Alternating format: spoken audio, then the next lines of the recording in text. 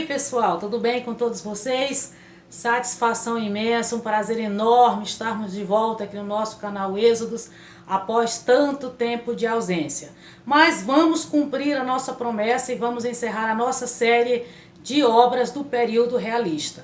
E hoje nós trazemos para vocês, para encerrar essa lista, o livro Anna Karenina, do Lev Tolstói. Você pode observar que nesta edição nós temos o nome Anna Karenina. E em algumas outras edições que vocês podem encontrar por aí, vocês vão ler Anna Karenina e o autor Leon Tolstói, ou Leo Tolstói. Mas seja como for, o certo é que esta é uma das maiores obras da literatura russa e da literatura mundial. Você deve estar lembrado também que nós estamos analisando livros desse período que tem uma mesma temática, que é a traição, a infidelidade, a perfídia ou a galhada, a cornitude, não é isso? E este aqui nós vamos analisar exatamente essa temática vista por duas óticas diferentes. Esta minha edição aqui é da Kozak Naif, é um livro de capa dura, tem um marca-texto, tem também bem no finalzinho aqui uma árvore genealógica para que você possa compreender o nome das personagens, porque em alguns núcleos elas são chamadas por nomes diferentes, por apelidos. E temos também uma introdução e uma análise fantástica do Rubens Figueiredo, ok? Você pode perceber que não é um livro muito fininho, é meio volumoso até, mas é bem tranquilo de se ler, nada complicado, tá bom? Então vamos entender agora um pouco mais desta grande obra que, segundo Dostoiévski, é uma impecável obra de arte. O livro tem como epígrafe uma citação do livro de Deuteronômio, capítulo 32, versículo 35, que diz: "De mim virá a vingança e também a recompensa." Tem ainda uma das frases e um dos começos mais citados da literatura mundial: "Todas as famílias felizes são iguais. Cada família infeliz é infeliz à sua maneira."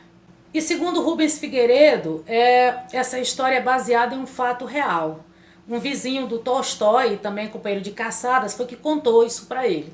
De que ele vivia com uma mulher, também de nome Ana, e ele a abandonou para viver com a preceptora dos filhos e até pensava em casar com ela. Também acabou não acontecendo e Ana, após ser abandonada, acabou também tomando uma medida drástica, que é o mesmo final que o Tolstói utilizou para Anna Karenina. Uma outra motivação foi o intenso debate na época sobre o casamento e os direitos da mulher. Além do que, o Tolstói ficou extremamente impressionado quando ele leu a obra Homem e Mulher, do Alexandre Dumas Filho, que trata exatamente da infidelidade conjugal. E além da Guerra da Sérvia, Tolstói disseminou ao longo de toda a obra discussões acerca dos temas inquietantes da época: a administração agrícola, o regime de propriedades de terra, a relação patrão-empregado, a decadência da nobreza, o casamento, a educação das crianças, a religiosidade, o serviço militar compulsório, as teorias de Spencer, Schopenhauer e, claro, Darwin. São temas discutidos pelas personagens e postos à prova em situações reais, concretas. A linguagem é simples, mas não simplória, principalmente quando narra o núcleo agrícola. E apesar de ser simples, não invoca aquele tom meloso e pegajoso do romantismo. E quando se refere a Lievin e a Kitty, não usa a inocência fantasiosa do amor, muito pelo contrário. Trata da crueza do homem do campo, do homem trabalhador de seu tempo. E quando trata do núcleo urbano de Anna e Vronsky, anula-se a ideia do amor como conexão de almas. Anna, aliás, tem uma coragem e uma vivacidade contagiantes que contrastam com a sua vulnerabilidade psíquica. Por isso você percebe que há uma busca desenfreada de realização do sentimento entre Anna e Vronsky, de modo que haja uma confirmação de pertencência de um ao outro. Uma outra coisa que eu achei interessante foi que Anna e Vronsky acabaram também tendo uma filhinha. Ela teve até problemas na gravidez, Aliás, na hora do parto, e até o ex-marido, o Karenin, foi que foi cuidar dela e pensou em perdoá-la, em criar a filha como dele, etc e tal. E aí que é um negócio interessante, como ela ainda não havia recebido a carta de divórcio do marido, a filha pertencia não a Vronsky, que era o pai, mas ao marido ainda. E aliás, tantos filhos ela tivesse, todos eles não teriam Vronsky como pai, segundo a lei. Eles pertenceriam ainda ao marido. Me lembrou bem a lei do levirato lá da Bíblia. Sobre a epígrafe de vingança e recompensa e sobre a citação das famílias felizes e infelizes, há algo interessante em relação ao começo e ao final do livro. No começo nós temos Ana feliz e Liev infeliz. Já no final há uma reviravolta e uma troca de situações. Uma outra coisa que dá para se notar é que o livro está estruturado em paralelismos e pares. Nós temos dois casais, dois casamentos, o de Ana e Liev, o adúltero e o legítimo, dois ambientes, a cidade e o campo, a alta sociedade e a vida dos camponeses. Temos duas capitais da Rússia, Moscou e São Petersburgo. Temos o homem intelectual e o prático, o ateísmo e o cristianismo. Outro ponto também interessante neste livro é que o Liev, lá o homem do campo, como eu disse, ele é um questionador, ele é um buscador da verdade. E já lá mais para o final da obra ele percebe, ele chega à desoladora conclusão de não haver descoberto absolutamente nada.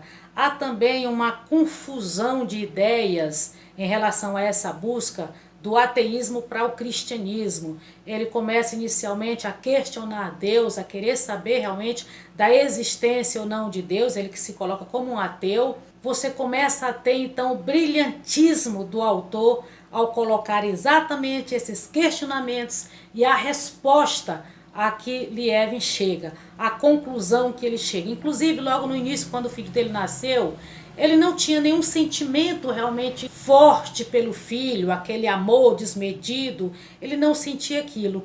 E nessa busca de tentar encontrar Deus, encontrar a verdade, ter uma conversa com o sobrenatural, é que realmente ele chega à conclusão desse amor, desta ligação forte e eterna que nós temos com os filhos. Bom, primeiro vamos entender que nós temos neste livro dois protagonistas, Ana e Liev. Apesar do nome ser Ana Karenina, o Liev tem muito mais destaque do que ela ao longo de todo o livro. E até uma história um pouco mais interessante da gente procurar entender. Então vamos lá. O livro já começa quando Ana é chamada para vir ajudar o irmão, porque ele foi pego em situação periclitante, traindo a esposa com a preceptora dos filhos. E daí Dolly, que é a esposa, não quer mais ficar casada. Ana então é chamada para tentar conversar com ela e através dessa conversa, como ela é uma pessoa de conduta irretocável, conduta ilibada, tentar trazer a cunhada para os trilhos e aceitar o marido traidor. Não sabendo ela que tempos depois estaria na mesma situação. Poiana então vem para resolver essa situação toda, mas logo na estação de trem ela tem um encontro inusitado com um homem muito bonito, e é o Conde Vronsky. E basta que um olhe para o outro, seus meninos, suas meninas, que é onde começa toda a desgraceira que vai permear a obra inteira. Ana era casada com o senhor Karenin, que era um funcionário lá do alto escalão do governo, uma espécie de ministro. Tem um filho, o casal tem um filho. E depois desse encontro com o Conde Vronsky, eles se encontram novamente num baile. E aí, meus amores, eles têm uma dança e ali um começa a perceber o outro mais ainda. E aí o coração bate forte, o olho começa a surgir faíscas. Aí, derrocada total. Ela acaba então abandonando a família para ir viver este grande amor com o Conde Vronsky. Só que depois que vão morar juntos, Ana desenvolve um ciúme fora de série. O marido não pode sair porque ela quer saber para onde vai, com quem, fazer o quê. E a partir disso ela começa a construir histórias de traições que não conseguimos perceber isso pela narrativa. Tudo é apenas imagens que ela cria. Tudo isso ocorre apenas na mente dela, que vai ficando cada vez mais doentia, até que ela perde totalmente a razão e toma uma medida extrema para acabar com o relacionamento. Por outro lado, nós temos o outro protagonista, que é Lievin. É um homem do campo, um trabalhador, aguerrido, mas cônscio dos seus direitos e dos seus deveres. E é um batalhador para que se cumpra todos os direitos reservados ao homem do campo. E o interessante é que você não percebe uma mudança muito drástica daquele período, final do século XIX, para esse agora. Os problemas continuam sendo os mesmos. E foi esse momento, inclusive, que eu achei a história meio chata.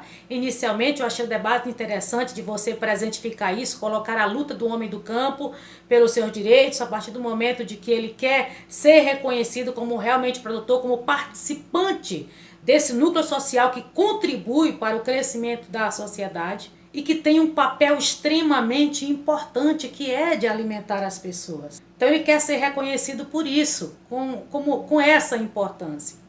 E sobre essa discussão do homem do campo, dos seus direitos, seus deveres, o plantar, o colher, as estações, eu achei muito arrastada, achei meio enfadonha a leitura desse período, apesar de que eu entendi que era necessário isso exatamente para que houvesse uma apresentação mais clara desse homem do campo que era o Lievin, das suas convicções, desse seu desejo, tá? Das suas crises, do seu humor, eu entendi perfeitamente. Achei então a leitura arrastada demais quando se tratava especificamente desta parte da trama.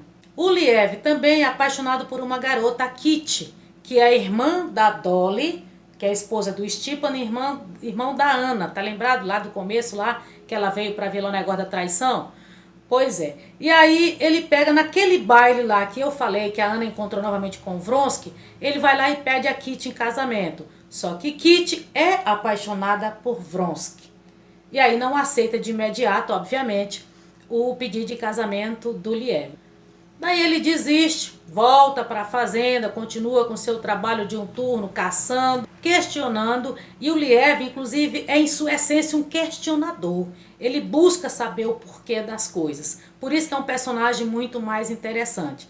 Até que muito tempo depois ele encontra com a Dolly. Dolly diz que foi um mal entendido, que Kitty agora está aberta a novas ideias, a novos relacionamentos, a essas coisas todas. Aí o Lievin, então, meio temeroso, mas vai lá e reforça, renova o pedido de casamento que ele havia feito anos antes, e a Kitty acaba aceitando. Daí os dois vão morar na fazenda, tem um filho também, etc e tal. E a vida segue o seu curso e o Espírito de Deus volta a pairar sobre a face das águas. Em resumo, seus meninos, suas meninas, a Anna Karenina é uma crise que se generaliza. Os padrões de linguagem literária, a forma da narrativa, os modelos de convívio social, as convicções íntimas, tudo isso converge para uma só crise, que se contrapõe à desgraça do casamento adúltero e à sobrevida do casamento legítimo, o adúltero de Anna e Vronsky e ao legítimo de Lievin e Kitty. Então, meus queridos, mais uma vez é uma obra que eu recomendo muito, muito mesmo, apesar de ser um clássico, não é um livro muito complexo de se ler, eu recomendo muito mesmo. E não desperdice a oportunidade, vá correndo, onde você encontrar, compre, vá na biblioteca mais próxima, vá na biblioteca da sua escola, encontre esse livro e comece a ler, porque realmente vale muito a pena. E se você gostou muito deste vídeo, indique a um amigo, a um colega seu, compartilha, dá um joinha, se inscreve no canal, que vai ajudar muito a gente, ok? Então, um forte abraço a todos e até o nosso próximo encontro.